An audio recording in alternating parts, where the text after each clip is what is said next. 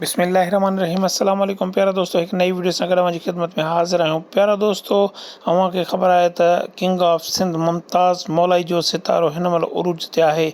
मुमताज़ मौलाई जो उर्दू गानो हम सिंध में रहने वाले सिंधी मुमताज़ मौलाई खे सिंधी म्यूज़िक जो बेताज बादशाह बणाए छॾियो आहे। मुमताज़ मौलाई हिन महिल सिंध न पर पूरे पाकिस्तान में बेतहाशा मशहूर ऐं मक़बूल थी चुको आहे। मुमताज़ मौलाई जो गानो हम सिंध में रहने वाले सिंधी मीडिया ते सिंधी गाननि जा सभु रिकॉर्ड टोड़े छॾिया आहिनि। मुमताज़ मौलाई अॼु हिकु निजी टीवी खे इंटरव्यू ॾींदे ॿुधायो त जीअं ई मुंहिंजो हीउ उर्दू गानो वायरल थियो आहे, मूंखे काफ़ी हंधनि तां प्रोग्रामनि लाइ ऐं कॉन्सर्ट्स जे लाइ फ़ोन कॉल अचनि थियूं। इवन एतिरे ताईं जो इंडिया खां पिणु मूंखे कॉलूं अची रहियूं आहिनि, पर मां इंडिया वारनि खे क्लियर जवाबु कयो आहे त मां पाकिस्तान में ई ॻाईंदुमि ऐं मां पाकिस्तान में ई ॻाए पूरो पेई सघां थो।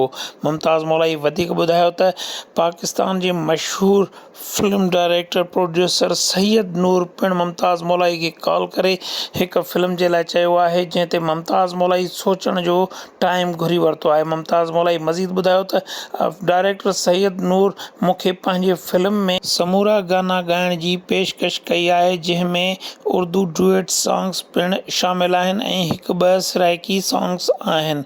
मुमताज़ मौलाई जो चवणु आहे त मां हिन महिल ॾाढो मसरूफ़ आहियां ऐं मां सैयद नूर साहब खे चयो आहे त मूंखे कुझु वक़्तु ॾियो सोचण जे लाइ, त जीअं मां अव्हां जे लाइ टाइम कढी सघां। मुंहिंजो उसूल आहे त मां जंहिंसां कमिटमेंट कयां थो उहा पूरी कयां थो। मां अव्हांखे टाइम न ॾेई सघां, इहो सुठो न आहे। उन जे करे मूंखे कोशिशि इहा करणी आहे त मां अव्हांखे फुल टाइम ॾेई सघां।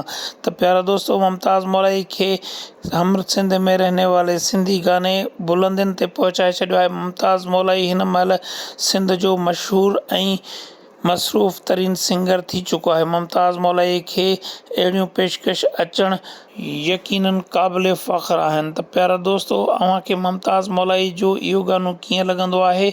हम सिंध में रहने वाले सिंधी महिमान नवाज़ हैं सारे, अव्हांखे कीअं लॻंदो आहे? जेकॾहिं अव्हां बि मुमताज़ मौलाई जिन जा फैन आहियो त कमेंट सेक्शन में वञी सुपर लिखी कमेंट ज़रूरु कंदा। दुआउनि में यादि कजो। वरी कंहिं ॿी वीडियो में ॿीहर मिलंदासीं।